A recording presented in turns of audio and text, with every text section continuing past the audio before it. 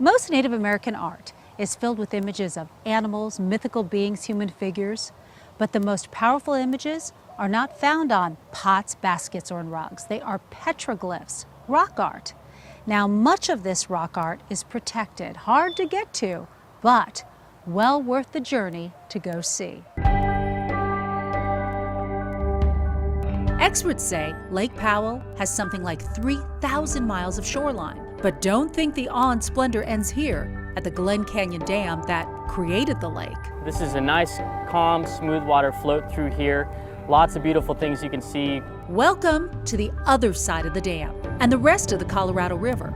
Corey Seiler is a guide with Colorado River Discovery, a rafting tour company. And while this isn't the churning whitewater, Corey says it's not always mellow either. This canyon is constantly eroding. There's all kinds of things, rocks falling off here that are eroding this canyon away. And in fact, you know, a few times a year we've seen some pretty big rock falls down here, and they sound like a thunderous boom, like muskets going off sometimes. And I like to tell people this whole place is falling apart.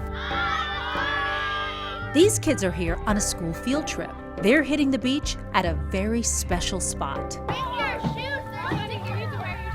A short hike up the beach is this spot where the blackened talus stone is marked with stories and mystery. That's kind of a life and death scene. So as we're looking at it, it's facing east in this direction. It's also got an adelaide or a spear basically in its back, and it looked like it's been pecked out down there, which means that there has been a kill that has been made. The ages on here are probably from 700 years to about 2,500 years old. The ancestral Puebloans were actually in the region from about 1,000 years ago to about 3,000 years ago.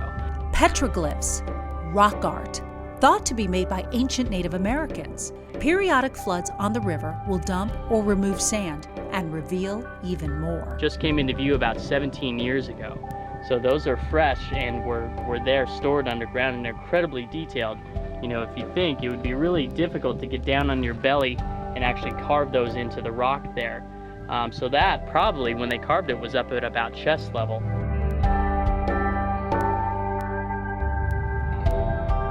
The things you will see on the upper Colorado River can change depending on the time of day, even the time of year you take this ride. Hot days have some riders eager for a swim, so Corey has this warning about the one thing that never changes here. The water comes out of the dam at a consistent 48 degrees Fahrenheit, so it's chilly. It'll be the quickest swim you ever take in your life, that's for sure. Arizona Highways Television is brought to you by Arizona Public Service and the Arizona Office of Tourism.